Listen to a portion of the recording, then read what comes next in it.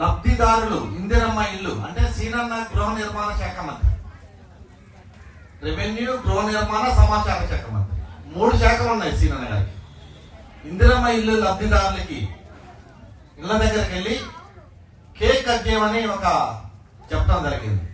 మనం ఏం చేసామంటే కేకే కాదు, కేకు కట్ చేస్తూ అన్నదానం కూడా చేయాలి. మన చేతనైన చోట సీనన్న అభిమానులు, పొంగులేటి శ్రీనివాసరెడ్డి గారి అభిమానులు అన్నదానం చేయాలనే ఆలోచనతోనే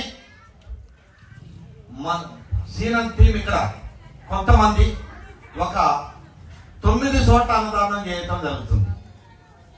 దాంట్లో భాగంగానే గ్రీన్ క్లైన్ లో కూడా అన్నదానం చేయడం జరుగుతుంది.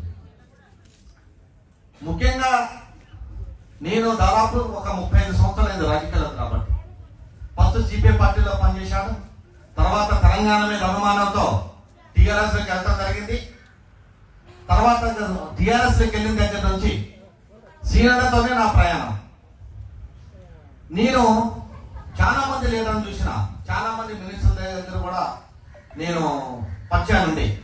కానీ సీనన్న లాంటి వాడిని కానీ, సీనన్న పేరు కానీ, ఆ టైపు నాయకుడిని నేను ఇంతవరకు చూడలేదు. ఎందుకంటే ఎవరినైనా పలకరించే గుణం, ఆప్యాయతంగా పలకరించే అక్క అని, చెల్లి అని, అమ్మ అని ఆ టైపుగా చూసి కష్ట సుఖాలలో పాల్గొనే వ్యక్తులు అరుతుంటారు. ఎంత డబ్బున్నా సహాయం చేసే గుణం ఉండాలి. ఆ గుణం మన మినిస్టర్ అయినా మన పొంగులేటి శ్రీనివాసరెడ్డి గారికే అది దక్కుతుంది.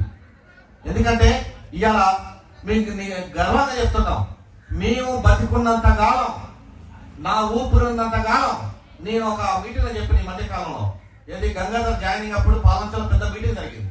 నేను బతికున్నంత కాలం పొంగులేటి శ్రీనివాసరెడ్డి గారితోనే ప్రయాణం, వేరే ఆలోచన లేదు, వేరే లీడర్ లేదు. మాకు ఆ దిశగానే పనిచేస్తున్నాం.